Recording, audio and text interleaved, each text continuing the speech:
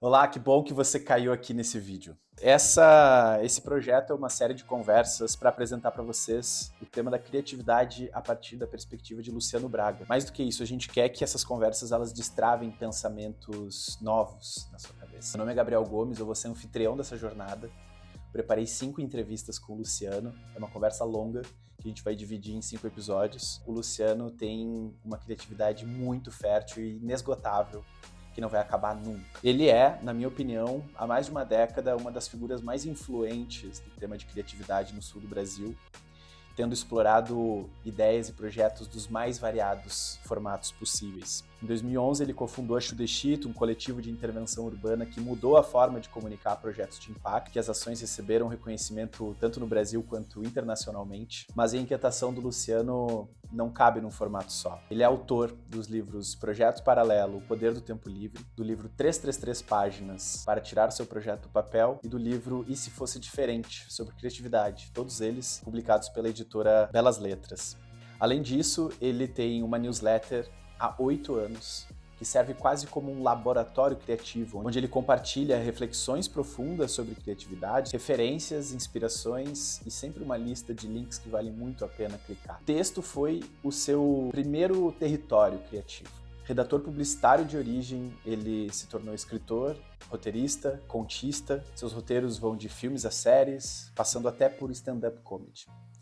Ele escreve contos de ficção especulativa com um olhar sempre instigante e muito pouco convencional. Além de tudo isso que envolve texto, ele também é cartunista, com dezenas de quadrinhos publicados, cômicos, alguns reflexivos. E para quem duvida da sua obstinação visual, o Luciano quase entrou para o livro dos Guinness com o maior Onde Está o Wall-E feito à mão, já pintado na Terra. Além disso, ele já deu mais de 100 palestras falando sobre criatividade, projetos de impacto social, projetos paralelos, o que mostra um profissional completo, versátil e muito consistente. Em 2022, ele foi selecionado pelo Vozes 30, um projeto do papel e caneta, como uma das 30 vozes mais influentes do Brasil que estão tentando mudar a comunicação para melhor. E por que tudo isso importa? Porque o Luciano é a pessoa que eu vi com os meus próprios olhos mais sair da zona de conforto para buscar novas formas de expressão criativa.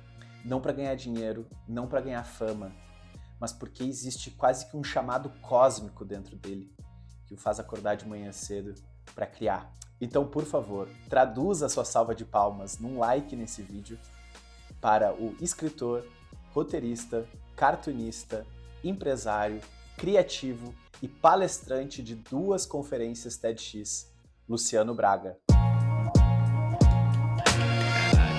Isso aí já valeu, isso aí acabou. Pega essa mini bill que eu fiz tua. Bem-vindo. Nossa, acaba aí pra não estragar mais essa imagem que foi criada. Muito obrigado, meu. Lindo texto mesmo, nunca tinha ouvido isso desse jeito sobre mim, sabe? Achei muito legal. Que bom, meu. Merecido demais. E esse programa muito aqui, irado. esse programa, ele é feito pra você e vai ser um prazer te entrevistar, vai ser um prazer fazer perguntas pra explorar junto contigo a tua visão desse aspecto criativo e fazedor que tu tem há muito tempo. Como é que tu tá, meu? Muito obrigado. Como é que tu tá, meu? Como é que tu tá te sentindo hoje? Como é que tu chega nessa conversa? Chego bem, primeiro emocionado pelas palavras, né? Por mais que a gente se conheça há muito tempo, essa bio que tu trouxe é uma coisa que geralmente não se fala um pro outro, né? A gente só conversa no dia a dia e não tem esse momento. Então já fico emocionado também, nostálgico por tudo que eu já fiz também. Tô lendo essas coisas, eu fico feliz, fico empolgado, assim, sabe? Eu chego numa fase, acho que bem criativa da minha vida. Acho que tu deve passar por isso também, a gente tem fases, né? Fases que nada sai, fases que vem muita ideia do nada. Então eu tô numa ideia criativa e executora também, sabe? Que eu acho que é bem diferente do que só criativo. Uhum. Não é que eu só tô tendo ideias, eu tô conseguindo executar coisas. E isso aqui a gente tá executando já é algo, né? Então, isso me move muito, me coloca em movimento, me deixa inspirado, feliz, assim, é uma coisa que eu preciso. Então, tô num momento bom, vamos dizer assim, tô feliz. Tá produzindo, né? Tá produzindo. Isso é Exatamente. entusiasmante. Eu tô acompanhando, Ideia como sempre. Diga. Não, ideia na gaveta é a coisa que eu tenho mais... tenho muitas, mas elas me doem estar no na gaveta. Então, quando eu tô numa fase assim, que eu tô conseguindo tirar coisas da gaveta, né? Eu já fico muito mais de alto astral, vamos dizer assim. Faz parte do preenchimento da felicidade, né? Eu queria começar a conversa meio que pelo começo, assim, que na minha visão tem a ver um pouco com a essência que emerge de dentro, né? Tu, além de ser uma pessoa criativa, além de ser uma pessoa que expressa a tua criatividade, o teu pensamento, tu também é uma pessoa que busca mergulhar no autoconhecimento, né? Te entender mais. O que tu já conseguiu descobrir sobre ti nessa questão relacionada a produzir algo? Tipo, de onde vem essa vontade? Essa é uma boa pergunta. Check no KPI lá de indicadores de boas perguntas. Não, realmente é boa. Realmente é boa, porque é algo que eu já me perguntei várias vezes, de onde é que vem essa vontade de fazer coisas e por que eu faço, se é muito mais fácil tá só sentado jogando videogame, sabe? Sim. Eu lembro quando que eu inventei de fazer stand-up comedy, né? Que era um show de calouros, eu tinha que falar 7 minutos, eu tinha 7 minutos de tempo. E eu fiquei 2 meses treinando esses 7 minutos, que é muito pouco tempo, passa muito rápido. Eu fiquei 2 meses treinando e 2 meses nervoso. A partir do momento que foi confirmado que eu estaria lá, eu fiquei 2 meses com aquela dor de barriga, sabe? De nervosismo, de tem algo no meu futuro que tá me preocupando. E por que eu inventei isso? Que não é bom tu ficar 2 meses com dor de barriga, 2 meses pensando nisso e tendo que praticar pra ficar bom. E por que eu invento isso, sabe? E eu percebi que se eu não fizesse, eu ia ser infeliz, basicamente. Se eu ficasse em casa jogando videogame sem estar preocupado, por mais legal que seja videogame, eu ia ser infeliz porque esse chamado criativo de, eu quero fazer um texto de stand-up, que se eu não fizesse, eu ia ser frustrado, ser triste, ia acabar minha vida e eu ia, tá, beleza. Aquilo que eu nunca achei de onde vem, mas essa voz, essa vontade que vem de algum lugar, quando chegou em mim, eu meio que coloquei como uma missão fazer, sabe? E acho que são várias missões que eu vou colocando pra mim, sem ninguém pedir, que se eu não fizesse seria muito mais fácil a minha vida. Mas ao fazer, minha vida é muito mais legal. E saber que eu consegui fazer algo assim também dá uma recompensa, dá um calor no coração, sei lá, me motiva, parece que é um combustível, assim, né? Ter uma ideia de tirinha e conseguir colocar no papel, desenhar e postar, um processo que não é demorado, né? Fazer uma charge, por exemplo, não é demorado tanto assim, mas é muito legal quando termina eu, beleza, eu consigo fazer isso, sabe? Eu consegui fazer isso, eu consegui pegar um insight aleatório que eu tive caminhando e transformar em algo que pessoas viram e deram valor. Então, não sei, eu sou chamado, uma voz que vem em mim e fala assim, isso deveria ser legal fazer. Eu, tá, beleza. É um chamado. Vou tentar. E o que impressiona, assim, tendo acompanhado 15 anos, né, da tua vida profissional, tendo trabalhado perto de ti, é que tu não te limita a um formato específico, né? Como eu falei ali na introdução, roteirista, cartunista, contista, enfim, fazedor, né? Um fazedor, assim. Eu falei do Leonardo da Vinci porque é um pouco isso, assim. É o arquiteto, é o escultor, sabe? Tipo, tem N formatos possíveis. Mas, ao mesmo tempo, como não tem esse apego a um formato, eu fico sempre nessa curiosidade de saber qual é o teu formato de expressão preferida. Se tem um formato de expressão preferida ou natural, digamos assim. Qual é o teu formato de expressão que teu corpo tende a pensar primeiro? Tu sente que tem isso? É difícil também essa definição, porque depende da época que eu tô. Tipo, se eu tô...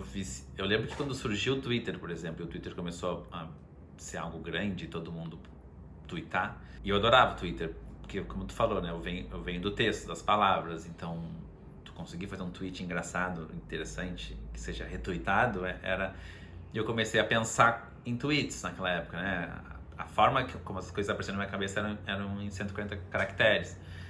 Agora, no momento, eu tô bem focado em charge, eu quero voltar a desenhar mais, charge é um formato que eu quero usar. Então, as coisas estão vindo mais na forma de um frame, um desenho, uma cena, né? Uma cena. Quando eu tava na vibe dos contos, elas vinham em insight para um conto. Então, é meio que... Eu também não sei, sabe? Eu me interesso por todos e é uma dúvida / problema / também habilidade ou privilégio. Quando vem eu poder até escolher o formato. Se vem um insight interessante, isso rende um conto? Eu penso, rende, seria assim. Tá, mas talvez ele seja mais interessante, talvez ele renda uma história, um romance. Vou escrever um romance? Não sei. Eu tenho muito insight guardado, vários que eu não sei o que fazer. Não sei o que fazer, não. Eu não parei para estudar e aprofundar e decodificar o que é aquilo ali. Mas eu tenho esse processo de vem um insight, eu posso escolher esse formato. Dependendo do momento, eu vou escolher o formato que eu tô mais quente, que eu tô mais treinando, que eu tô mais ali, né, querendo fazer coisa. Eu quero fazer charge, então quando vem um insight eu forço para ser uma charge. Tem umas que rolam, outras não rolam, vai pro bloco de notas limbo das ideias, né? Que pode um dia ser um insight, uma sinopse para um filme e ser um filme, sei lá. Né? Uhum. Então, eu não tenho um formato preferido, eu acho. Eu não fiz muita coisa, eu já escrevi filme, mas eu não tenho um filme meu. Talvez seja muito irado ter o seu filme. E assim que eu tiver um filme, talvez esse seja o formato mais legal. Ou uma série de animação, que é um sonho meu. Então, eu acho que é muito do momento. No momento eu tô gostando muito de desenhar, de fazer charge. Eu tenho uma só que eu postei nos últimos... Eu fiquei muito tempo sendo desenhado. Eu postei uma faz, sei lá, um mês. Mas eu tenho já umas 5 engatilhadas que eu tô curtindo fazer, se eu não postei ainda. Então, nesse momento, isso é o que tá me atraindo, assim. Mas eu acho que tudo envolve palavras, né? Tudo envolve texto, tudo envolve comunicar, escrever e achar um jeito interessante de transmitir uma ideia. Um jeito Sim. único, diferente, novo. Que daí pode ser, a charge vai ter uma frase, o conto vai ter 2 páginas, o stand-up, sei lá, uma piada que dura 2 minutos. Então, cada um tem o seu formato, mas tudo passa por palavras e transmitir ideias que eu tenho sobre o mundo, sabe? Sim. Quando eu pergunto isso sobre os formatos, é porque muitas vezes, quando a gente conversa com pessoas do universo criativo e vai investigar a vida dessas pessoas, se a gente for olhar para artistas, para músicos, para pintores, tem muita referência que vem de casa. A maneira como a pessoa cresceu, quem são os pais, como é que foi a educação dentro de casa. Tem uma história que se conta, né, da criatividade como algo que é também estimulado desde cedo, assim. Quando tu faz esse resgate de onde estava a criatividade dentro da tua casa, tu sente que isso foi algo nutrido desde sempre pela tua família, ou que foi um processo individual teu de descoberta e é uma característica tua que foi autoestimulada ao longo da tua vida, né? Como que tu vê, assim, essa transição do que acontecia em casa pro que tu acabou desenvolvendo como linha profissional de trabalho e de expressão das tuas ideias? Boa pergunta também. É muito engraçado fazer a volta ao tempo, né? Não que meus pais não foram criativos nos seus trabalhos e não souberam resolver problemas de forma criativa e não têm capacidade de pensamento divergente. Certamente os dois têm, mas os dois são bem, vamos dizer assim, quadrados. São 2 pais, vamos dizer assim, padrão, né? Não eram artistas, não eram minimamente... A minha casa não tinha criatividade na minha casa. Não é um lugar que tinha ambientes criativos, não tinha... Onde eu conseguia botar minha criatividade, acho que o único momento do meu dia a dia que eu lidava com a minha própria imaginação era brincando de Lego e brincando de comandos, né? Que eu, na minha cabeça, criava cenários e brincava com os bonequinhos ali dentro desses cenários que só eu enxergava, assim, né? Então, todo o resto era uma rotina quadrada, dura, Eu não estudei numa escola desconstruída. Meus irmãos também não eram desconstruídos e criativos, né, eu sou caçula, então não sei lá, a gente não tinha essas conversas, né? Minha mãe era advogada, minha irmã foi ser advogada também, meu pai era administrador de empresa, trabalhou em banco, teve floricultura, mas o assunto real assim, de trabalho era chato, não era sobre criatividade, era sobre direito, era sobre floricultura, era sobre negócios, né? Então, e eu era uma criança muito quieta, não falava nada, a não ser que me perguntassem. Então eu não tinha nem espaço, eu tinha, mas eu não usava esse espaço porque eu era muito tímido, eu não tinha o que falar, né? Não tinha nada, não acontecia nada para eu falar ou para eu criar em cima. Como eu era o caçula, eu era o que menos falava, tava o último da cadeia alimentar ali, da hierarquia, né? Então essa timidez me travava muito, não tinha muito com quem trocar, não sabia o que era criatividade, que eu era criativo, não sabia nada. Simplesmente eu estava numa escola de freiras, né? Mais quadrado impossível também. Então eu fui me descobrir sozinho e foi tudo sempre foi uma surpresa, assim. Nossa, eu gosto disso, eu posso fazer isso. Lá depois dos 20 e poucos, assim. Até então eu era só uma criança padrão, um adolescente padrão, um jovem adulto padrão, que vivia a vida de forma reativa. E quando eu fui me entender criativo, que eu virei uma pessoa proativa, que eu percebi que eu podia ter ideias, que eu tinha ideias, e que essas ideias podiam formar, moldar o meu futuro, o meu caminho, a minha forma de viver o mundo, né? Foi um clique rápido que aconteceu e a partir daí eu nunca mais fui essa pessoa tímida, quieta, reativa, né? Mas foi maluco, eu não sei de onde vem. Também não sei de onde vem, assim como não sei de onde vem a minha vontade de fazer as coisas. Não sei onde é que ela estava quando eu era criança, né? E por que surgiu. Quer dizer, eu não sei se já estava em mim quando eu era criança e eu não dava bola, ou não tinha espaço para trabalhar a criatividade, ou se foi uma coisa que surgiu depois, ou se estava lá, né, adormecido, e daí... Eu adorava Lego, adorava brincar, adorava criar mundos para os brinquedos, né? Mas foi uma coisa que não vem de família, assim, não vem da minha criação, pelo menos do que eu lembro. Talvez antes dos 3 anos pode ter sido muito irado e nesse aspecto, mas eu não lembro de nada. Sim. Eu tenho na minha família pessoas criativas, né, pessoas que foram para arte, tenho primo que é diretor de cinema, tenho primo que é artista plástico, artista digital, na verdade. Tenho primo que é músico, tio que é músico. Então existe criatividade, arte na família, talvez na genética, mas na minha casa especificamente era uma casa bem mais... Era uma ótima casa, mas era uma casa mais quadrada, assim, nesse sentido, sabe? Ao mesmo tempo, a casa não é o único lugar que a gente é estimulado à criatividade, né? E aí eu queria fazer um paralelo com o que acontece fora de casa, em especial na escola. E eu sei que tu é uma pessoa que reflete muito sobre a educação como um processo de reflexão. Tu até ajudou a criar a Escola ao Contrário, tu já se aventurou em atividades dentro da escola, de escolas públicas, escolas particulares, já deu workshop, facilitador, tu tem um espírito professor também. Eu acredito que tu busca, através da tua prática, essa reflexão, né, do poder criativo das pessoas também. No teu segundo TED, eu acho, tu fala sobre ontological design e sobre como tudo que a gente faz a gente de volta. E eu acho que um dos primeiros exemplos que tu dá é sobre o padrão da escola, né?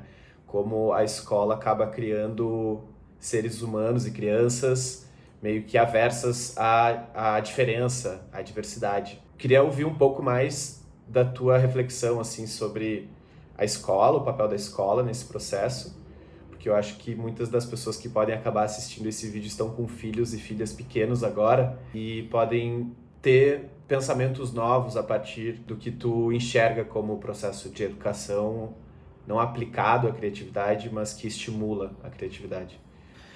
Sim, a gente estava falando agora sobre a minha criação, né? Sobre o início da vida, a nossa casa, e a escola é um lugar que a gente fica muito tempo, é um lugar que a gente passa uma boa parte da nossa vida. E a minha escola, como eu falei, é uma escola de freira, então até a 5ª série eu estive numa escola de freira, depois fui para um colégio público e depois fui para um outro colégio cristão. E nesse primeiro colégio era muito duro as rotinas, né? A cultura era uma cultura de freiras, de é o certo e o errado. De acordo com essa religião, é o certo e o errado. De acordo com o que elas imaginavam que era uma criança boa, né? Uma criança certa. E eu sempre fui muito bom em seguir regras, e era essa criança quieta, tímida, seguidor de regras. E na escola, então, para mim a escola era muito fácil, porque eu sabia seguir as regras, eu não me metia em problemas, eu fazia os temas, eu fazia as provas, eu ia bem, eu estudava, porque é o que me pediam para fazer. Só que, por mais que eu fosse bem na escola, não significa que a escola estava sendo boa para mim, que é como eu enxergo hoje. E eu acho que a escola não pegou as minhas habilidades criativas e deu força para ela, porque eu lembro de uma vez no maternal, era uma maternal, sei lá, um pouco antes da primeira série, talvez o último ano antes da primeira série, acho que era maternal o nome. Eu lembro dessa cena, eu tava desenhando um leão pulando sobre um lago. E tipo assim, o meu desenho era muito melhor que qualquer outro desenho da sala de aula dos meus colegas, né? Tipo assim, eu tenho noção até hoje que era um desenho bom pra minha idade. Um desenho com proporções boas, enfim, era um bom desenho, eu sabia desenhar. E eu lembro das professoras olharem e elogiarem o desenho. Olha ali o desenho do Luciano, coisa bonita, né? Coisa legal. Começa a primeira série e nunca mais tem uma aula de desenho. Porque daí eu vou aprender português, matemática, ciências, geografia, história e todas as outras matérias que a gente aprende no colégio. E nunca mais. Eu vou ter na aula de artes no ensino médio. Eu acho que eu fui ter de novo aula de desenho, né? Então foram ali 8 anos em que essa habilidade que professores perceberam que eu tinha, gostaram, elogiaram, mas não se enquadrava na cultura da escola ou não se enquadrava na cultura educacional do país, do planeta, vamos dizer assim. Então tem aula de desenho, vamos desenhar livremente aí na primeira, segunda, terceira. Hoje tem mais, né? Hoje a gente está um pouquinho mais para frente nesse sentido, mas acho que não assim tão aberto no sentido de tu olha a habilidade que essa criança tem e dá uma força para essa habilidade. Eu poderia ser muito melhor desenhista hoje. Por quê? Porque eu ia ter muito mais tempo, eu não tive. Então eu acho que a escola, ela peca nisso, né? Pelo menos na que eu estudei, no estilo de escola que eu estudei, ela pecava nisso, de não olhar para o indivíduo, olhar assim para o que ele tinha que aprender. Então a escola, na verdade, está formando pessoas para saber o que passa no vestibular, no fim das contas. Tá, cidadania, companheirismo, essas coisas que vêm junto, colaboração, com trabalho em grupo, ok, né? Isso o vestibular não pede que tu seja colaborativo. O vestibular é uma prova objetiva. Mas na real, eles estão querendo formar uma pessoa igual, todo mundo ser igual, todo mundo tem que ser colaborativo, tem que ser, né, empático, tem que ser legal, criativo, inteligente e passar no vestibular. E quando tu faz um formato para todo mundo sair dali igual, tu tá matando o pensamento único, assim, né? Tu tá matando o pensamento divergente, o gostar de ser diferente. Não sei como é que foi pra ti no colégio, mas se tava todo mundo usando aquele mesmo tênis, tu tinha que usar aquele tênis. Porque senão tu ia ser tu ia ser visto como uma pessoa diferente. Tu não quer ser diferente no colégio, tu tem que ser igual, tu quer fazer parte daquela manada, né? Porque se tu tá descolado disso, tu é vaiado, tu vai sofrer bullying, vão te xingar, vão zoar contigo, né? Então o colégio, ele vai, ao meu ver, ele vai podando as pessoas para serem iguais. Daí como ele faz isso? Aplicando a mesma prova, dando o mesmo uniforme, todo mundo faz tudo no mesmo horário, faz as mesmas coisas no mesmo tempo, olhando para o mesmo lugar, uma única voz está sendo dita ali. Às vezes até ir no banheiro não é encorajado, né? Perguntar não é, falar algo não é encorajado, a não ser que seja o que o professor quer ouvir. Então eu acho que ele vai matando o gosto pela diversidade, e a gente hoje tem uma sociedade intolerante. Sempre foi uma sociedade intolerante ao novo, ao diferente, a quem pensa diferente, a quem se veste diferente. Então eu acho que a escola, quando é assim, é um desserviço.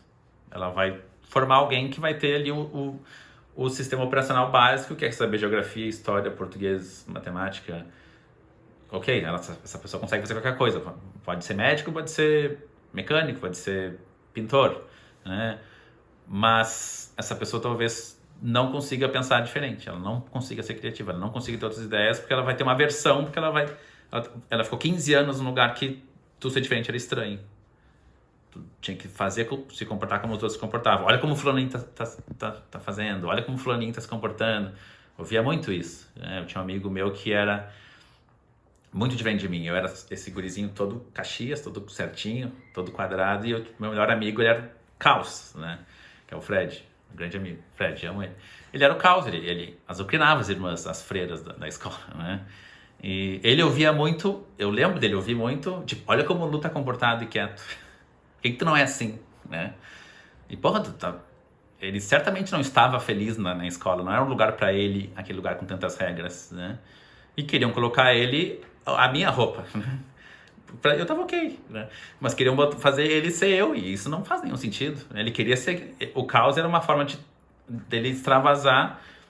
Ele não pensava nisso, ele não conseguia conscientemente, eu vou azucrinar a irmã porque eu quero ser criativo, eu tô num espaço que não me fornece. Não, simplesmente uma criança fazendo doideira, assim. E, não tem, tipo, ele só não queria estar ali, né? Ele queria estar num outro lugar que talvez ele fosse, entre aspas, comportado. Ele não ia estar azucrinando a irmã porque não ia ter uma irmã pra azucrinar ele, né? Então eu acho que tu querer criar a escola querer criar esse aluno perfeito, essas crianças perfeitas, essas crianças comportadas, elas acabam meio que matando a personalidade de cada pessoa, assim, de cada criança, que daí se ela não tem casa, não tem outro espaço para dar vazão para isso está morto, e tu não vai recuperar depois de 20 anos, 30 anos, 40 anos, que tu não foi criativo, não brincou com criatividade, não brincou com pensamento diferente, não brincou com inovação, não brincou com experimentação. Daí já é tarde demais, né? Daí tu já tá com muita casca. E sorte que eu consegui cedo perceber isso e começar a fazer meu próprio caminho, assim. Mas sinto que muita gente gostaria de fazer outras coisas, mas não foi ensinado e não percebeu que poderia ter uma habilidade que ela não foi...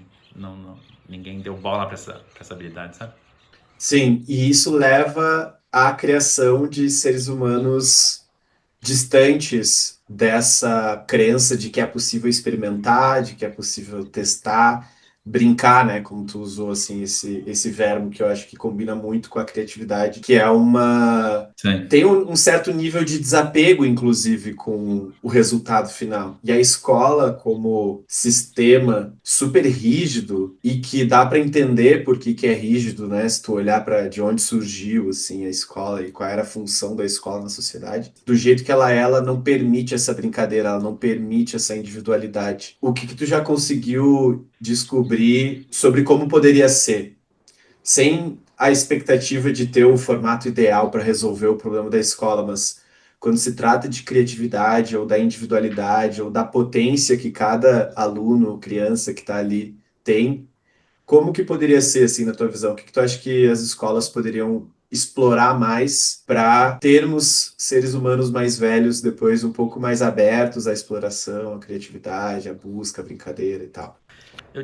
Por um bom tempo eu fui atrás, assim, estudei educação, muito pensando em, sei lá, será que um dia eu quero ter escola, ou quero ser um professor, ou como é que as pessoas aprendem, né? E fui atrás, assim, tipo assim, aquelas coisas que eu entro às vezes num foco e quero saber muito e vou atrás e leio livros, sem ter filhos, sem ter ninguém, tipo assim, não existia nenhuma escola perto de mim, eu tava lendo livros sobre criança na escola, porque eu achei um tema interessante, assim, e é hoje um debate que na minha cabeça paira no ar, justamente, principalmente porque eu quero ser pai, né? Então, em algum momento eu vou ter um filho, uma filha, eu vou ter que escolher a gente vai ter que escolher uma escola, que escola vai ser essa, então é uma coisa que eu penso, me interesso ainda.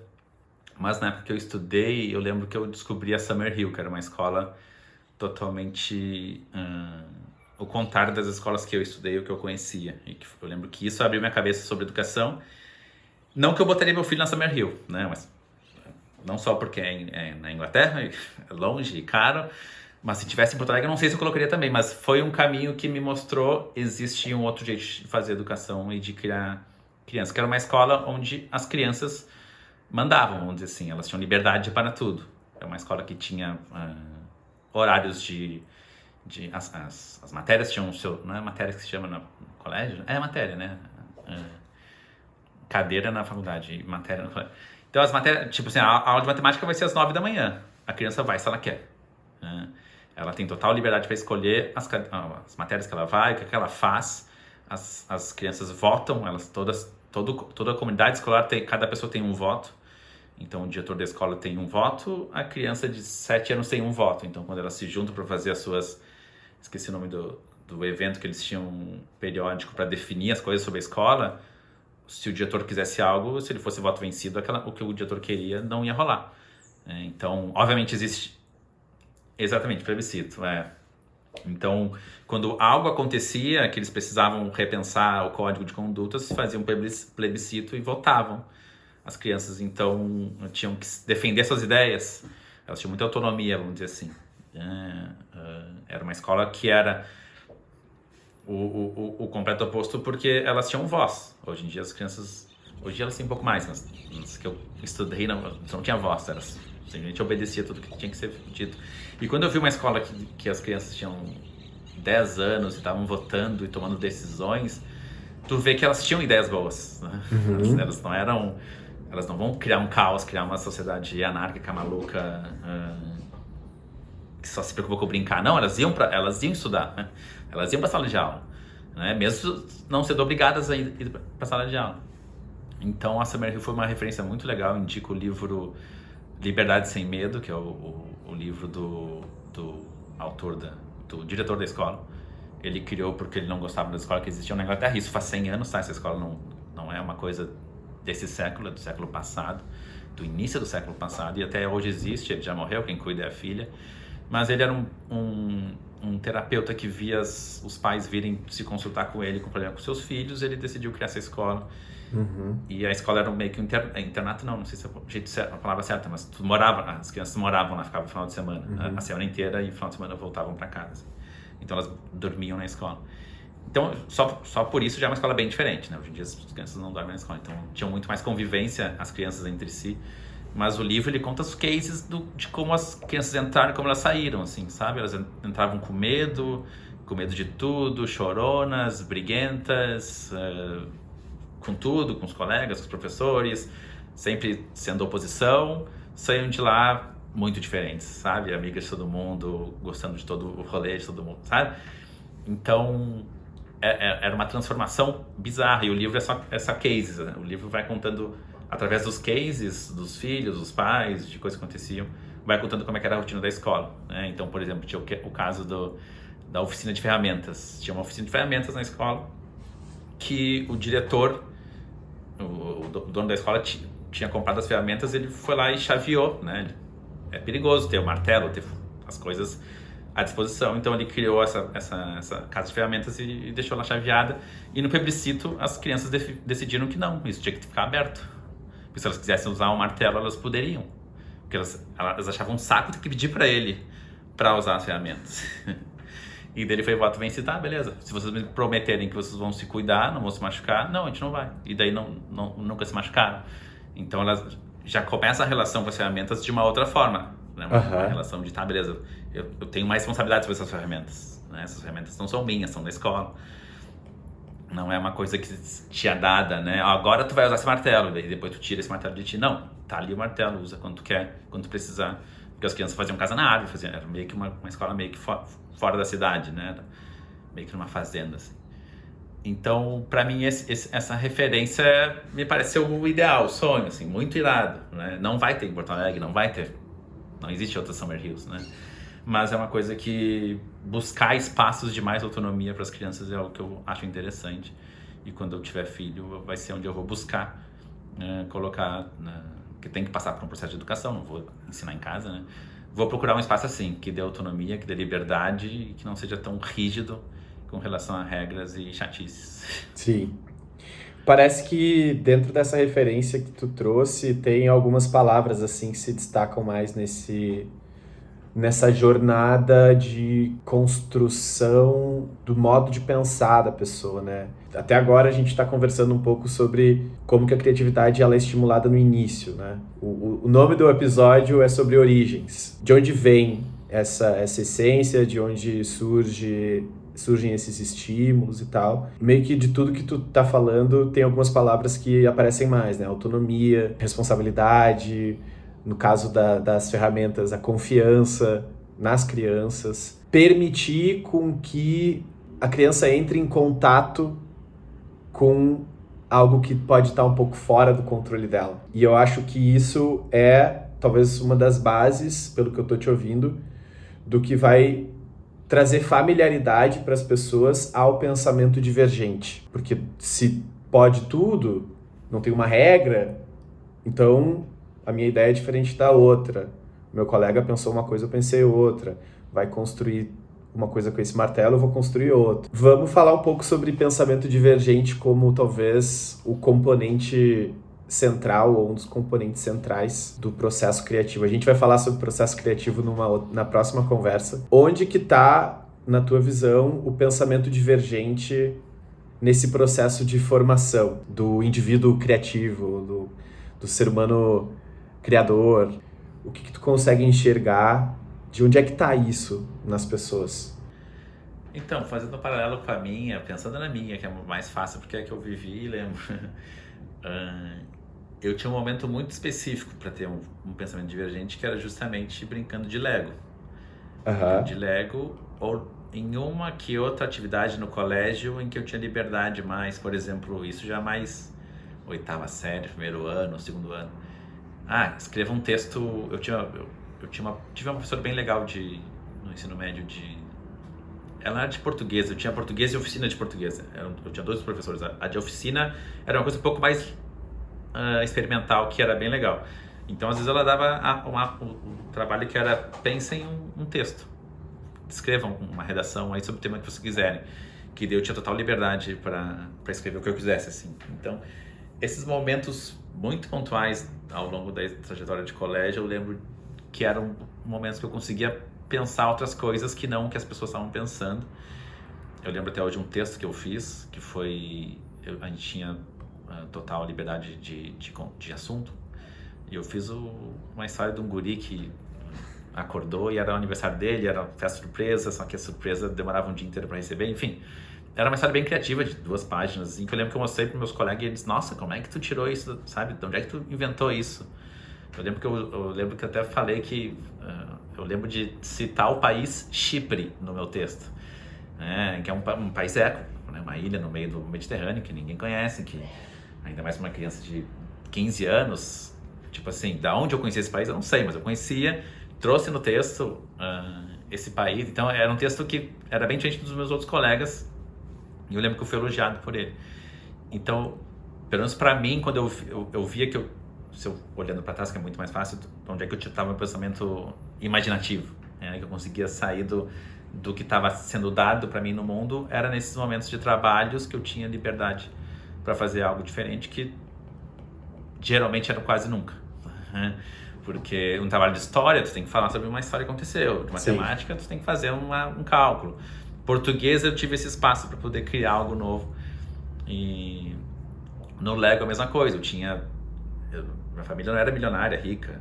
Eu não tinha todos os Legos disponíveis. Não tinha uma prateleira, uma parede de Lego que eu quero um triângulo amarelo, eu tenho. Não, eu tinha um balde. Vendia um balde de Lego assim com várias peças. Aquele era o meu universo, né? Aquela era a minha caixa. Eu tinha que pensar dentro daquela caixa. Eu não podia pensar fora da caixa, porque eu não tinha outros tijolinhos que não existiam no meu quarto, assim. Então, com aquilo eu tinha que criar o que eu quiser, o que eu imaginasse, eu tinha que partir dali, assim, sabe? Então é muito legal. O Lego, sei lá, eu ganhei uma vez o carro da polícia, o bombeiro, e daí ele vai criando várias peças e tem esse balde. E eu criava uma coisa que não tava ali, né? Ninguém me ensinou a fazer. Eu lembro que eu fiz uma estação subaquática para usar na piscina, que foi bem frustrante, porque eu cheguei na piscina e boiava o Lego, não conseguia brincar no fundo. Então o Lego foi frustrante, mas eu criei uma estação subaquática que não veio o manual de como montar, não tinha a caixa da estação subaquática, né? Uhum. Eu criei da minha imaginação como eu imaginava que era uma estação subaquática, tendo visto em filme e em livro, assim, né? Então, eu acho que o pensamento diferente, para mim, era nesses momentos que me davam liberdade para imaginar algo, assim, que eu conseguia ter espaço para imaginar algo, para eu mostrar como eu era criança, para brincar, basicamente, né? Não tinha espaço para questionar a sociedade, não tinha espaço para questionar nada, né? Não era meu papel ali, não fui nunca perguntado sobre isso. Com o tempo eu fui vendo como eu já era insatisfeito, principalmente com o meio ambiente e desigualdade desde cedo, assim. Eu sempre me incomodava com as coisas que eu via na rua, que eu via na sociedade, nas notícias. mas não era convidado a imaginar como solucionar isso ou qual a solução, né? Simplesmente sentia uma tristeza e uma raiva, uma vontade de fazer algo. Então, pelo menos para mim, foram raros momentos de pensamento divergente que eu podia exercitar um pensamento divergente em trabalhinhos, que o briefing era esse, né? Que o pedido era esse, ó, aqui tu pode criar... Quer dizer, não era esse o pedido era criar livremente, eu que ia para um caminho mais diferente dos outros, por ter já uma imaginação muito boa. Eu acho que isso eu sempre tive, eu só não tinha espaço para mostrar ela. Mas eu não sei se era isso que a tua pergunta, se eu respondi... Não, mas eu também não sei para onde que essa pergunta deveria ir em termos de resposta. Mas eu acho que o que tu trouxe é interessante, porque tu falou de duas coisas que me fez pensar, fazendo um cruzamento com o que a gente estava falando da escola, né? Que é o papel da brincadeira como um espaço de estímulo ao pensamento divergente e as matérias que têm margem para esse pensamento diferente, né? E aí, no caso... português, por ter uma atividade que é escrever uma redação, e talvez outras matérias que tu pode, sei lá, as próprias matérias de arte, teatro, né, assim, filosofia, que são muito subestimadas na escola, né? Elas são as matérias, assim, que é meio passatempo, né? Porque as matérias que importam são matemática, química, física, ciências, né? Geografia, né? São as que caem no vestibular. Então, a brincadeira como espaço para exercitar o pensamento divergente, que eu acho que é uma coisa que a gente vê muito nas crianças, né? Essa liberdade com a história que está sendo criada, né? A imaginação pura, assim, mais genuína possível, né? Observar uma criança brincando talvez seja observar o ser humano sendo criativo, de fato, né? Sim. Tu não inventava jogos com teu irmão na casa? Muito. Eu também inventava. Pensei agora, tipo, eu e meu irmão dividia o mesmo quarto, a gente tinha um beliche. A gente inventou vários jogos com aquele beliche, né? Total. Porque ele era naturalmente uma goleira. Então era só pensar, tá, a gente tem uma bolinha, como é que vai ser... E daí a gente brincar. Depois na garagem a gente inventou os jogos também. Então isso também era um lugar de... Tenho 3 ferramentas. Como é que eu faço pra gente se divertir? Porque não tinha internet. Não tinha, né? A gente tinha que se divertir com a gente mesmo, com uma bolinha. Então, e realmente o brincar, eu acho, permite isso. E muito com o meu irmão eu experimentei, sabe? Total. A gente vai voltar nesse assunto depois, porque uma das conversas vai ser sobre quais são as ferramentas que a gente pode ter para poder criar, né? E aí ele está trazendo aqui que você tinha um beliche. E o beliche não é um brinquedo, mas tu consegue, com a tua imaginação, transformar isso em algo que é divertido e que tem regras e vira um jogo e tem uma história ali ao redor daquilo. A gente vai voltar nisso.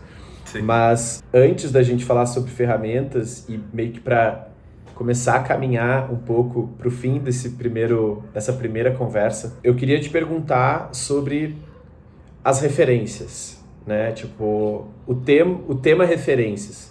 Porque tu trouxe, na tua fala anterior, tu tinha os Legos, mas que tu iria criar algo que tu tivesse visto de alguma forma num filme, num livro, né? E aí tu ia imaginar aquilo e tentar replicar aquilo com um brinquedo. Como o próximo papo já vai ser um pouco menos sobre origens e mais sobre presente, fala um pouco sobre de onde estão vindo as tuas referências agora. O que tu tá consumindo, o que tem te chamado a atenção criativamente, assim, tipo, pessoas, projetos, lugares, tipo, o que tá nutrindo a tua vontade de fazer?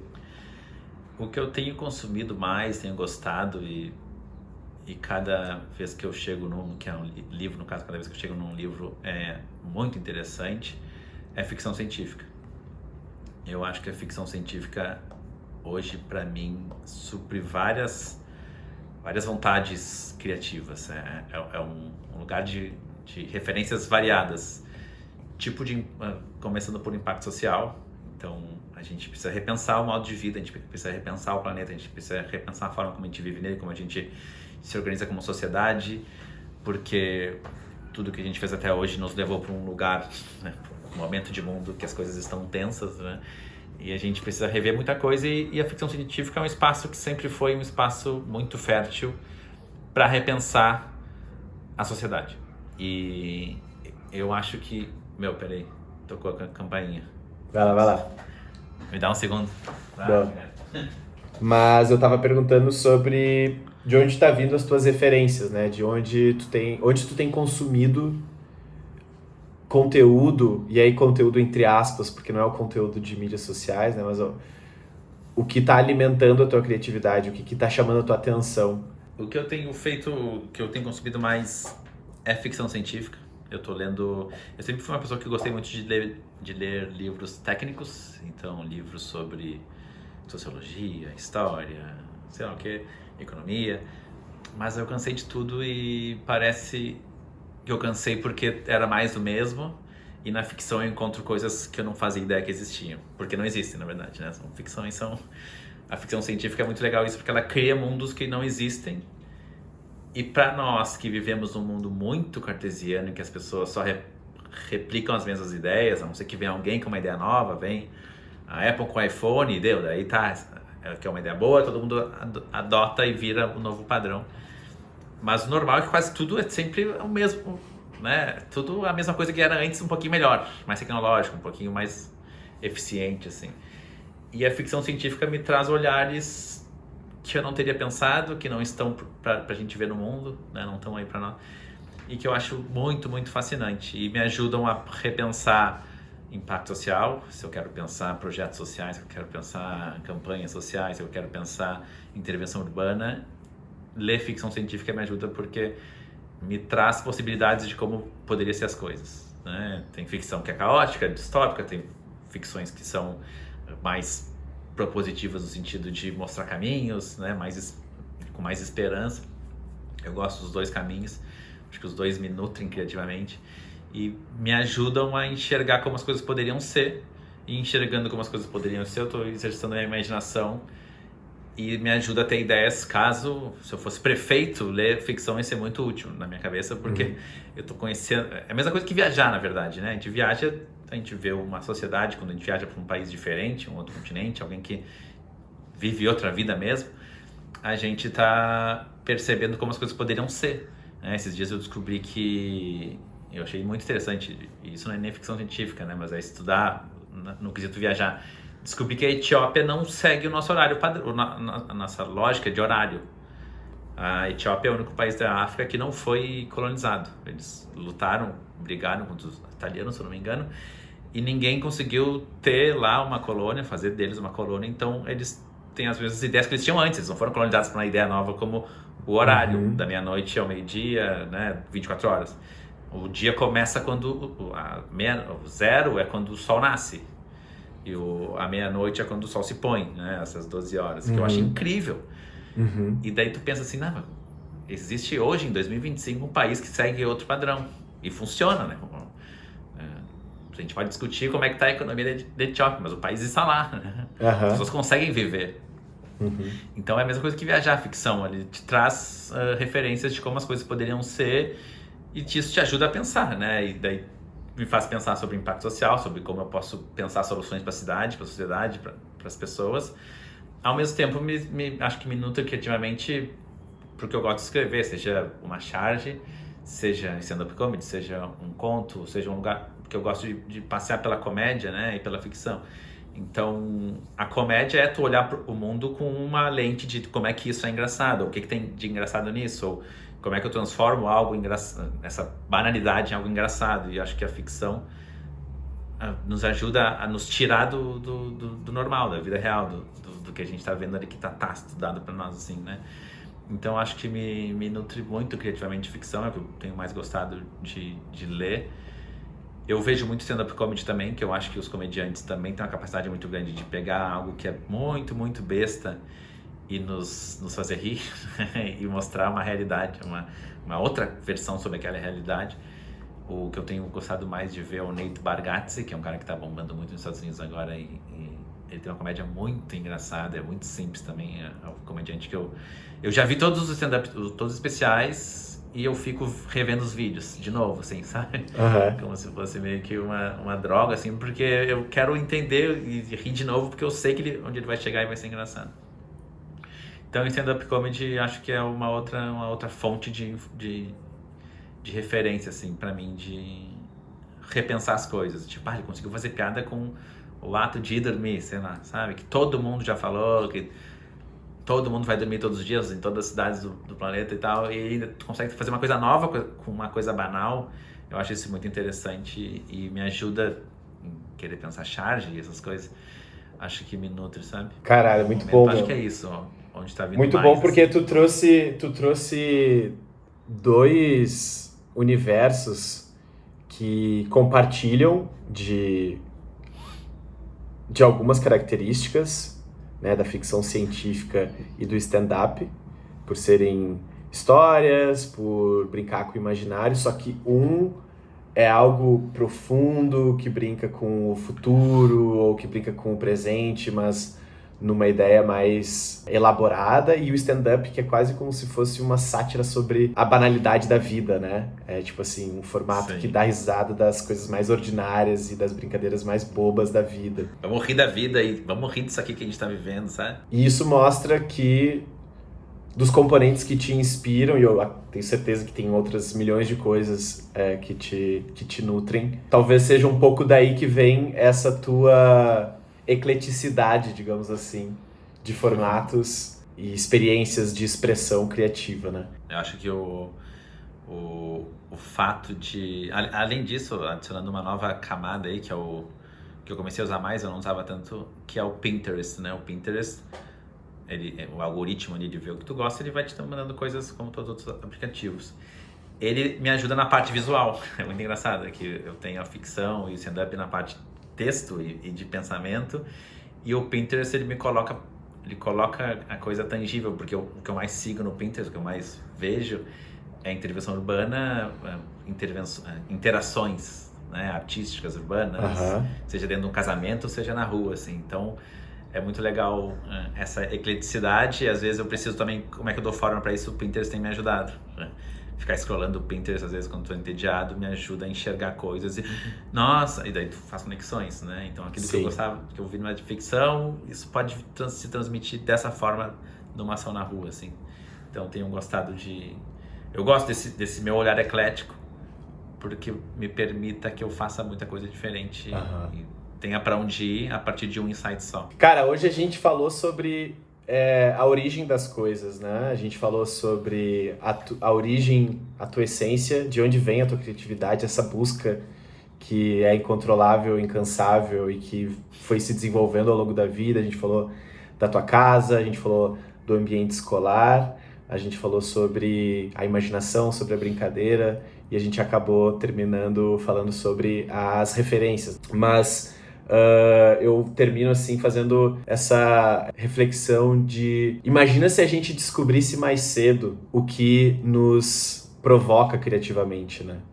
Imagina se a gente descobrisse aos 13, 12, 10 anos a linguagem, o formato, a expressão visual, a expressão textual que nos provoca, assim, porque eu acho que tem uma questão da nossa capacidade de criação vir daquilo que a gente vê, das nossas referências, e não referência necessariamente referência criativa, mas aquelas coisas que são expostas, né, pra gente. Queria encerrar esse papo celebrando a possibilidade de futuro de ficção científica, onde as crianças na escola, elas passam por esse processo de conhecer o que existe, para que elas entrem em contato com aquilo que desperta, né, vontade de criar também.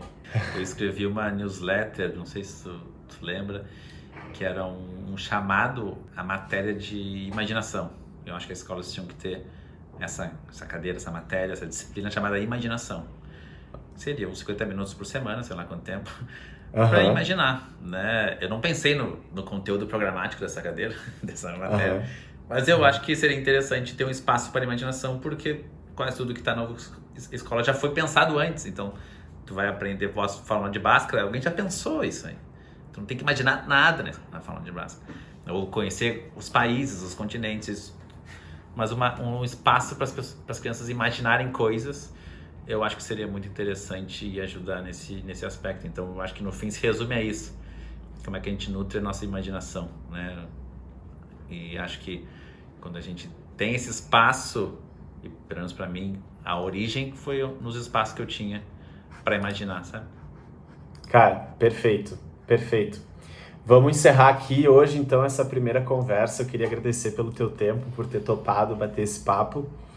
Eu relembrei de várias coisas. Eu acho que, assim, tinham vários conhecimentos que estavam adormecidos que, te ouvindo, eu consigo relembrar e trazer à superfície da minha memória de novo. E sempre bom te ouvir. Eu tô feliz que tem mais 4 conversas. Então, tô animado já para as próximas. Obrigado pelo teu tempo. E para você aí que assistiu essa conversa até aqui, transforme sua salva de palmas em um like nesse vídeo e a gente vai continuando o nosso papo sobre criatividade depois. Obrigado e até já!